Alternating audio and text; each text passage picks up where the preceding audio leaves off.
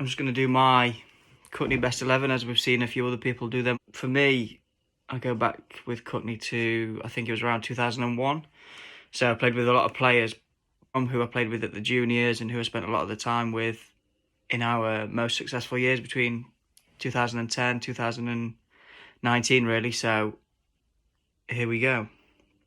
In at number one, I think he's on a lot of people's lists just because of what he's done since he joined Cuckney, and that is James Hawley. I can't remember the exact year that he joined us, but ever since he's been in the top three run scorers and wicket takers at Cuckney. So I think it's very obvious that he gets into most sides. So his batting partner, quite a few people have chosen him as well. It's Luke Thomas. Luke joined us quite a few years ago. The first game he joined, he actually played in the twos, which was great for the twos at the time, but I'm not really sure why we did that. But he makes an impact with bat and ball, and very underrated bowler, I felt. Always took key wickets whenever we chucked him the ball. So not only for the sheer amount of runs that he scored for us and the match-winning knocks he had, he's definitely an all-rounder that opening the batting, we love to have in there. In at three, it goes to Nick Langford. He's captained the side for the past couple of seasons, and we've carried on that success that we've had over the years. And previous to that, he actually scored quite a lot of runs for us. I think it's easy to think about recent times when last year probably wasn't his best year, but he certainly makes the best Cuckney side for me. Scoring 600-700 runs 3 or 4 seasons in a row since he joined.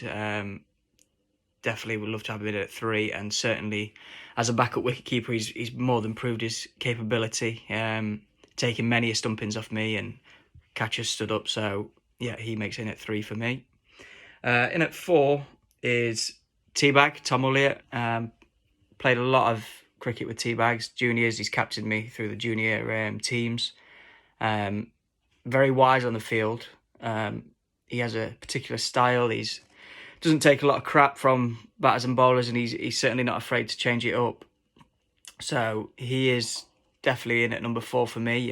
Just how he plays his cricket. He played one of the best knocks I've ever seen. I think it might have been his first Premier League 100, and it didn't take him long at all. And he just really put a statement down and shut up the likes of people at the academy for them thoughts on his attitude. So yeah, he's been definitely a good player. He's lost his bowling more recently, but he used to be the go-to bowler. I remember wickets he used to take when we played at Trent Bridge in the 2020 finals. He turned games on the head when he came on to bowl, and he was a really effective spinner. So he is in there actually as one of my 3 spinners that I've picked. But maybe we chuck him the ball back in 2010 rather than 2020, but we'll see. In at 5, it's Richard Stroh. I mean, there's many a story about Richard Stroh. One of my favourites is we used to go up and train Tuesday, Thursdays, and whenever we could, we used to have a middle. It used to be me, Deebs, Teabag, Strohy, Butler, Hinder, the likes of that, Moose. And Strohy convinced us that the windows at Cuckney was like bulletproof kind of thing. They wouldn't shatter. And in his South African wisdom, he told us that the windows wouldn't break. Proceeded to launch a cricket ball from the wicket into the building. It hit the top and shook the whole building. Wasn't really a wise thing, so we thought, don't try and do that again. But he did. He picked up another ball and he had an absolute rocket arm that went through the bottom window pane at the clubhouse. We couldn't carry on playing cricket because we were just laughing at the whole situation. But yeah, Stroh's runs and wickets, I still think he's in the top 3 in both, and he hasn't played for us for a good few years now. So yeah, he's definitely in there at 5 for me. In at 6 is my captain, Will Butler. Again, the top of the wickets and runs. He's taken numerous wickets and scored thousands of runs for the club, and I think he sits at the top of the batting runs stats. And he's certainly in the top 10 with the wickets. He used to come on and take plenty of wickets. And as for his captaincy, he's captained me most of my career now, I'd say, and I've certainly taken a lot of wickets for him, and he's certainly backed me in situations.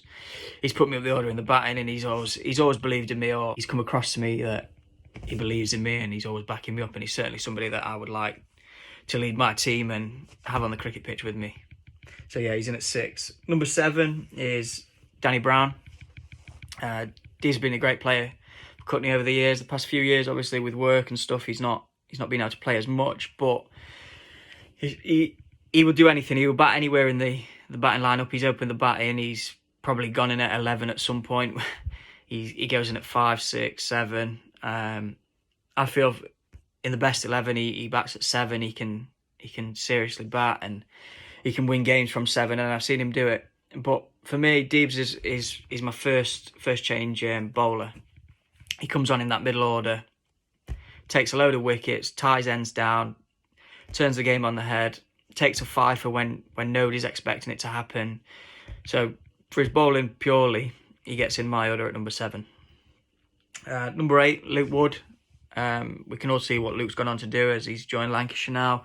I was lucky enough to play with him when he made his breakthrough years, 2010, where he was in the third team as a young lad. I wouldn't be too sure of his age then, but he took 30-odd wickets, won the bowling averages in the first half of the season for the thirds, and then moved on to the seconds and won the second team bowling averages. So to win the seconds and the thirds in the same year just shows what sort of breakthrough year that 2010 was for him. And then 2011 was the first team, took a handful of wickets, and then 2012, I would say. He then went and took the most wickets in the league, I believe, and just took it from there. We never really seen him again, apart from the odd few games he's come back and played for us. But yeah, just during them years that I played with him on his breakthrough year, he was unstoppable. He was swinging it miles, and there's not many people know what to do with an in-swinging left-hand bowler. So yeah, he's in at 8. Number 9, he's my frontline spinner. I chuck him the ball, he bowl 15 every week. Even if he's not bowling well, you can't get it off him anyway. But there wasn't many times he didn't bowl well, and especially in the cup games, he used to love the cup games, and that's Ian Parkin. He used to come to the cup games fired up, and he just wanted to win. He was just a natural born winner, and I'd have him in the team and I'd chuck him the ball and back him every single time. So yeah, number 9 is Ian Parkin. Number 10, he's going to be my wicketkeeper. It's Elliot Hind. Hindo's one of them characters. He's got no ego.